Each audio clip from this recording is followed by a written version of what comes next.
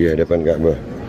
Ya Allah, demi Allah aku bersumpah ya Rabb, aku meyakini Sayyidina Ubaidillah bin Ahmad bin Isa, leluhur para Ba'alawi, adalah cucunya Nabi Muhammad SAW, keturunan Nabi Muhammad SAW. Demi kemuliaan-Mu ya Rabb, aku bersumpah ya Rabb, kalau Sayyidina Ubaidillah bin Ahmad bin Isa bukan keturunan Nabi Muhammad SAW, maka aku akan hancur dunia dan akhirat. Dan kalau Sayyidina Ubaidillah bin Ahmad bin Isa adalah keturunan Nabi Muhammad SAW, maka Ihmad, Qori, dan semua teman-temannya yang meyakini bahwasanya Sayyidina Ubaidillah bukan cucunya Nabi Muhammad SAW, hancurkan mereka ya Allah, hinakan mereka di dunia wal akhirat, di hadapan Ka'bah. Di hadapan Ka'bah ya Rabb, aku bersumpah kepadamu ya Allah. Si Aldo berdoa di dekat Ka'bah. Doa dengan melakukan sumpah dengan Ka'bah. Subhanallah, berani sekali.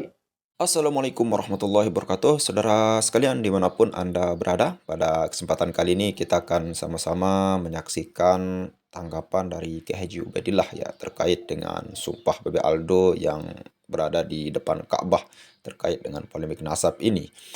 Nah, ini merupakan sumpah yang sangat viral akhir-akhir ini dan sangat mengejutkan kita ya terkait dengan Bebe Aldo yang lagi mendoakan umat Nabi Muhammad yang jelek ya di depan Ka'bah lagi.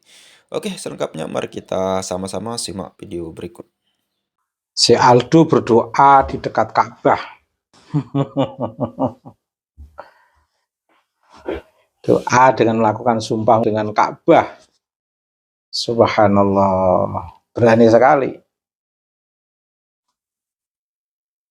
Sesuatu yang masih zon menurut habaib dan yang mencangkokkan nasab habaib Ba'alwi ke Rasulullah pun masih zon, sudah berani dijadikan sumpah di depan Ka'bah. Terlalu berani itu. Yang kedua, itu kesalahan yang pertama. Kesalahan yang kedua, ngaku cucu Nabi tapi doanya jelek.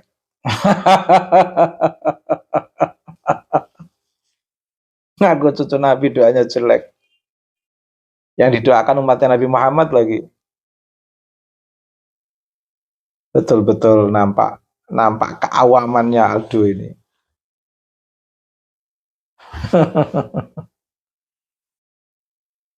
Enggak, memang Hadramaut itu betul kalau dalam kajian filologi kisahnya seperti itu. Termasuk yang memperparah masa jahiliyah, penyembahan masyarakat Arab jahiliyah pada patung itu kan, yang memperparah itu kan pendatang-pendatang dari Yaman. Sekarang ini mengaku cucu Nabi, tapi mendoakan umat Nabi dengan doa-doa yang jelek. Yang saya heran, kok berani mendoakan diri sendiri dengan konsekuensi dan risiko yang terburuk seperti itu. Si Aldo. Umat nggak tahu menau. Nggak akan sampai ke umat doa itu.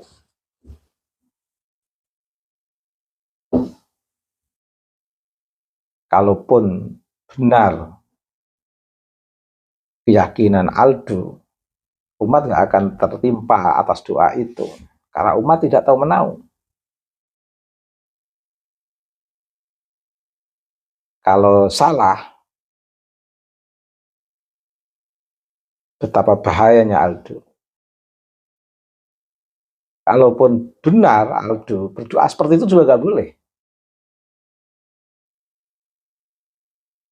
Ya, ini bedanya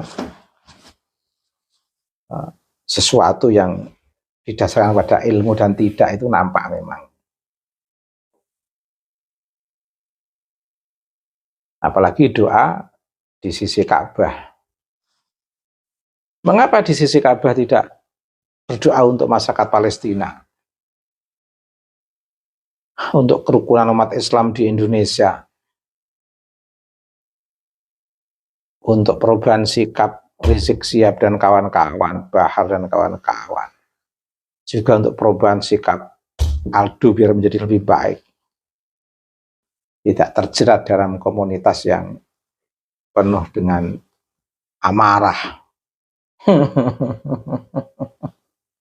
Doa capopo itu.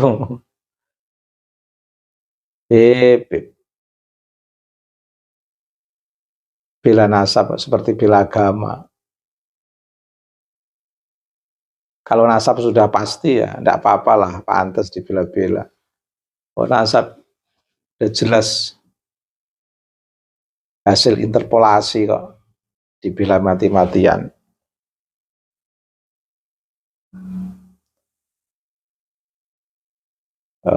Parah itu. Parah. Angel.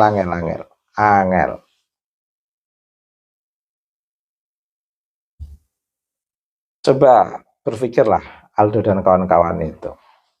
Bagaimana sebenarnya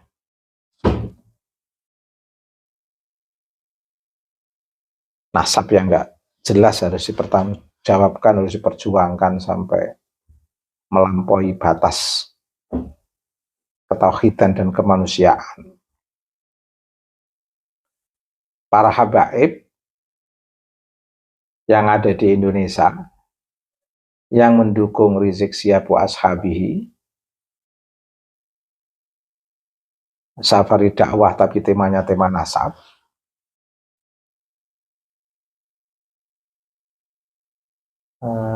kajian nasab melampaui kajian ketauhidan dan kemanusiaan, itu memalukan itu.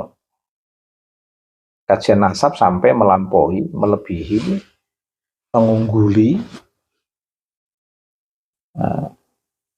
lebih serius daripada kajian tauhid dan kemanusiaan.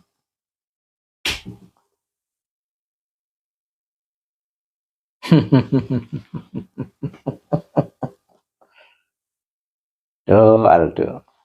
Tapi anehnya Habib-Habib tidak ada yang negur begini ini, padahal berdampak kepada klan Ba'alwi yang luar biasa. Lah gini nih, kiai-kiai yang masih tetap fanatik buta pada Rizik dan para sahabat-sahabatnya, hanya karena membela Rizik dan sahabat-sahabatnya kemudian mencaci Kiai Imad dan kawan-kawan. Ini kan sama halnya tidak bertanggung jawab terhadap santri dan masyarakat. Bahkan tidak tanggung jawab terhadap negara. Itu data adu domba viral dari Rizik Syihab. Baik terkait dengan penyampaian Rizik Syihab dalam sebuah komunitas yang viral, itu kelihatannya video lama itu, maupun pidato-pidato Habib Rizik di beberapa ceramah safarinya itu. Dan ada banyak data yang di saya yang nggak saya ungkapkan karena belum ada yang mengeluarkan.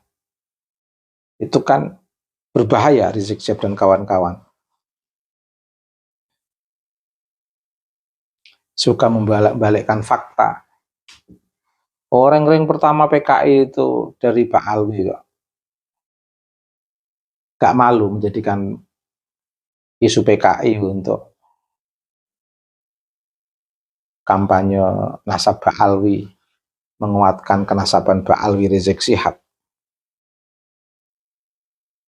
Gak malu bicara tentang pengkhianat bangsa. Osman bin Yahya, leluhurnya Ba'alwi itu yang justru menjadi pengkhianat bangsa. Itu namanya membolak-balikkan fakta. Ini real loh, data real loh. Nah, para kiai kok masih membela Rizik Syihab dan kawan-kawan, apapun alasannya, itu sama halnya kiai yang tidak bertanggung jawab terhadap santri, terhadap masyarakat, terhadap negara.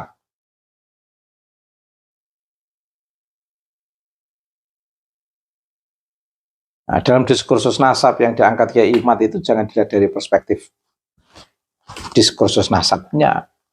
Itu sepele sekali. Efek dan dampaknya ini, efek dan dampak yang dilakukan oleh Habaib Alwi dengan status nasab ini bisa untuk membohongi umat. Nah, daripada dampaknya mafsadah, toh status kenasabannya dari sumber kebenaran ilmu pengetahuan historisnya nggak jelas, nggak terkonfirmasi dari beberapa disiplin ilmu.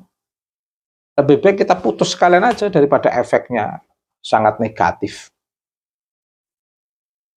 Dampaknya ya, penggunaan status nasab cucu Nabi yang selama ini digunakan oleh para habaib ini dampaknya negatif sekali untuk mendawir, untuk mengelabui umat, untuk memprovokasi umat, untuk mengadu domba umat dengan status ini.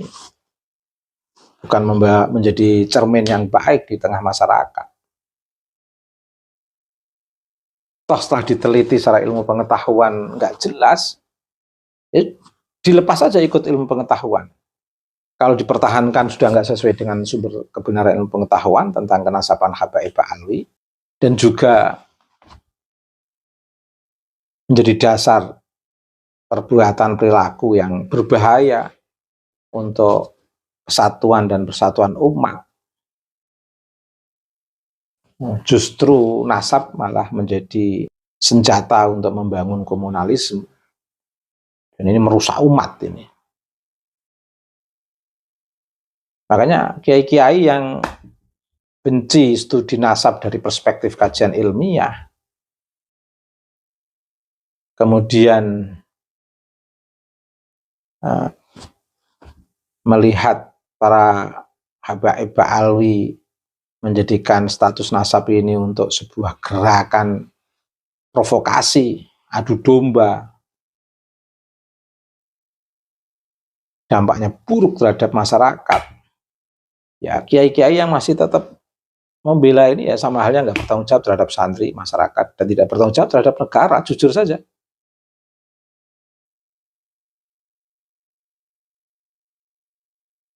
Masih untung kalau kiai yang membela habaib alwi itu bisa memperbaiki. Tidak bisa memperbaiki, malah menjadi bagian dalam komunitas yang tidak bertanggung jawab terhadap agama, terhadap santri, terhadap masyarakat, terhadap negara.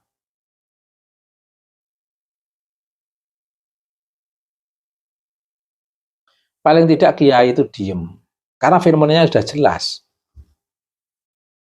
Nasab dari perspektif sumber kebenaran pengetahuan nggak terkonfirmasi.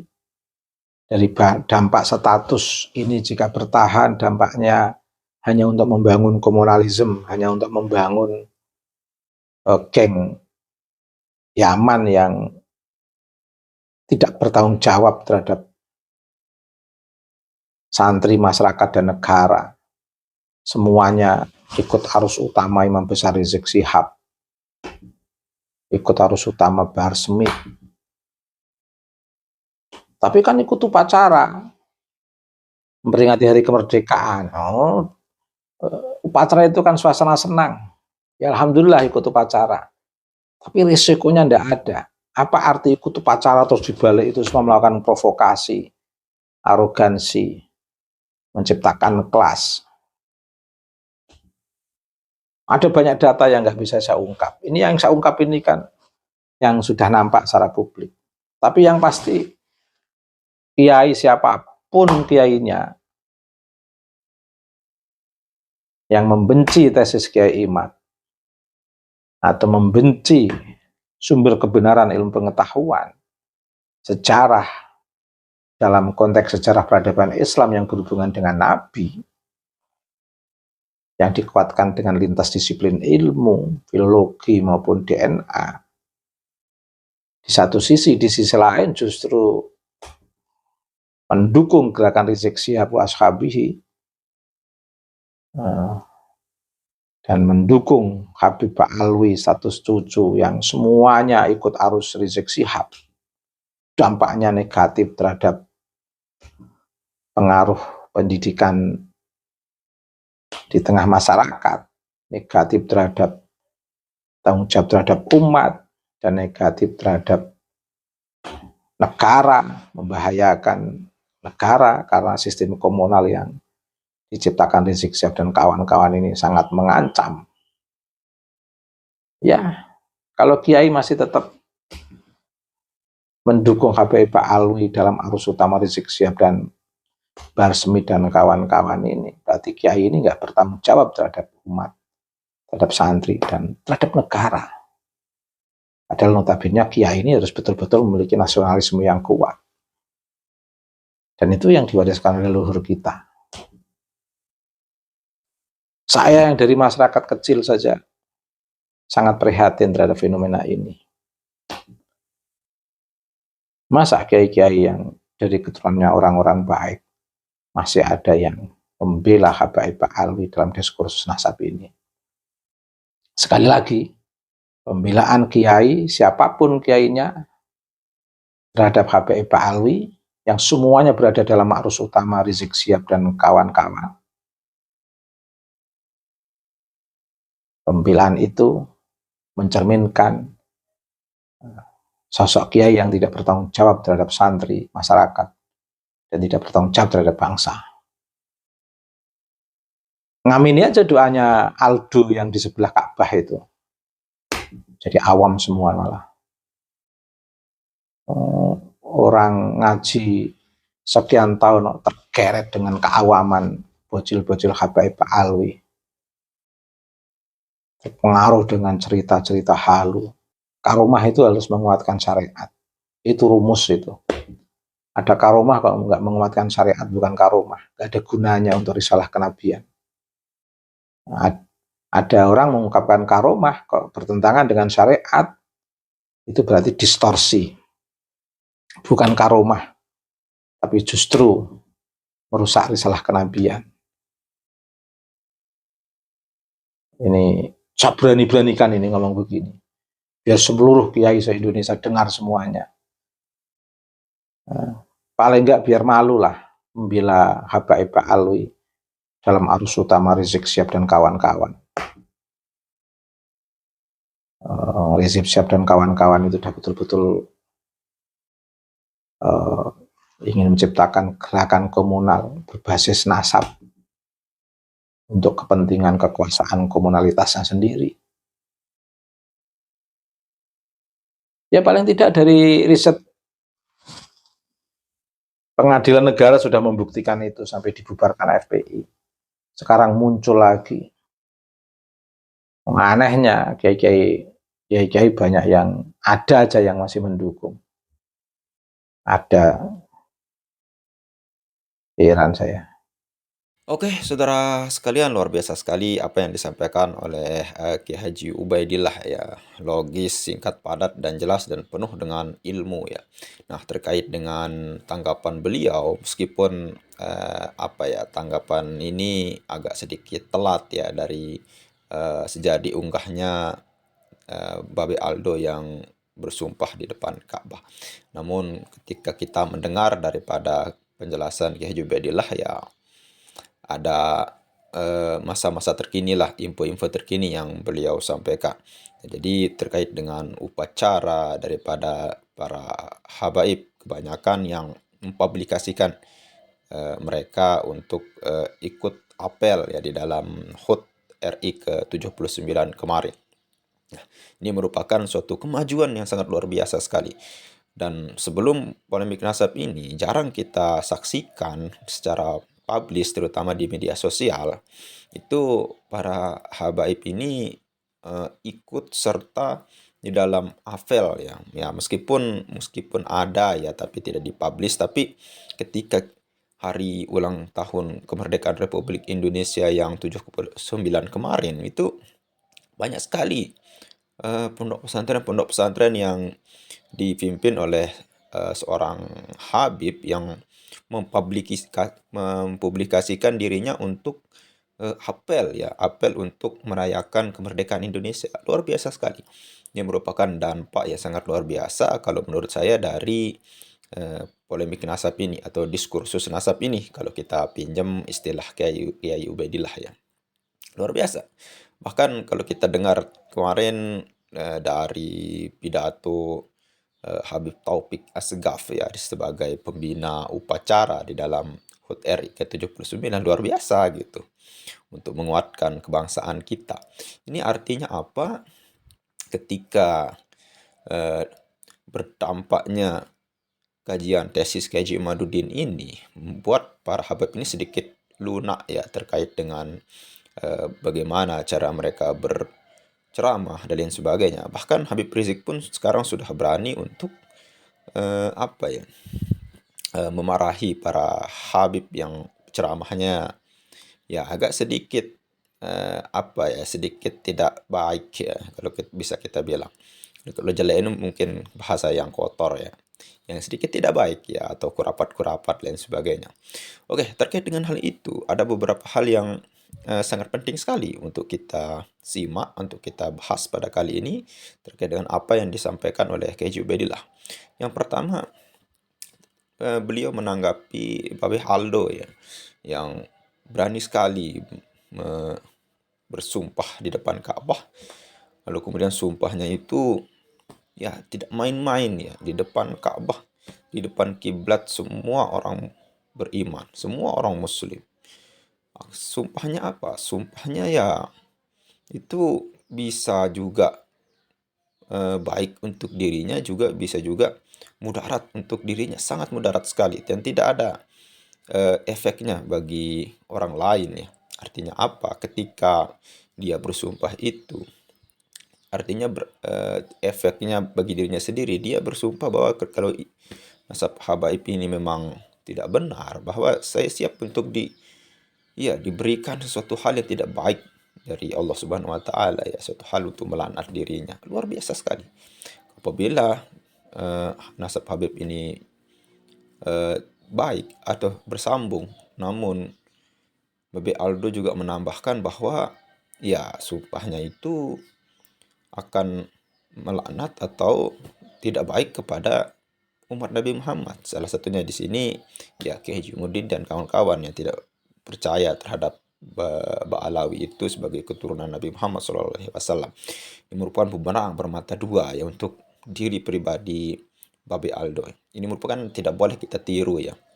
Mencangkokkan sesuatu yang masih zon itu lalu kemudian kita yakini dengan sesuatu hal yang luar biasa sekali, dengan hal yang kuat, bahkan menyumpahkan diri kita sendiri, apalagi dilakukan di depan Ka'bah. Salah satu doa yang paling mabrur itu di tanah haram. Salah satunya di depan Ka'bah, di Masjidil Haram itu sendiri, saudara sekalian, luar biasa sekali. Mungkin kita lihat sajalah siapa yang terkena daripada doa Babe Aldo itu, apakah dirinya sendiri atau siapa di dalam isi doa tersebut. Nah, itu yang pertama ya. Yang kedua, yang disampaikan oleh Kiai Ubaidillah itu di dalam sumpahnya itu mendoakan umat Nabi Muhammad SAW. Nah, ini yang kita sangat sayangkan sekali gitu. Bagaimana kalau kita balik saja, saudara sekalian? Artinya apa? Ketika Babe Aldo itu bersumpah di depan Ka'bah, alangkah lebih bermanfaatnya doanya itu digunakan untuk sesuatu hal yang lebih baik, yang lebih bermanfaat dari diskursus nasab ini. Artinya apa? Mendoakan negeri kita supaya aman, sentosa. Kemudian mendoakan para habaib yang ceramahnya masih bisa kita bilang mendoktrin dengan suatu hal yang tidak baik, itu menjadi baik. lalu kemudian persekusi-persekusi terhadap kiai-kiai yang tidak bersalah, itu didoakan supaya tidak ada gitu. Ataupun lebih umumnya mendoakanlah para pemimpin kita supaya mendapatkan hidayah. Itu jauh lebih baik daripada bersumpah mendoakan diri untuk, ya bisa kita bilang tidak selamat lah. Ya kita lihat sajalah nanti apakah doa itu, sumpah itu akan terkabul oleh Allah Subhanahu wa taala. Tapi kalau kita lihat di depan Ka'bah sendiri, ya kemungkinan besar itu akan terkabul siapa yang terbukti salah. Kita lihat saja bagaimana kelanjutan dari Babe Aldo ya, saudara sekalian. Nah, tapi kalau kita sebagai orang awam, kita boleh percaya terhadap habaib dengan ilmu kita misalkan. Ataupun kita boleh tidak percaya dengan keyakinan kita juga, tanpa harus pertama yaitu menghina daripada orang yang tidak percaya, yang beda pendapat dengan kita.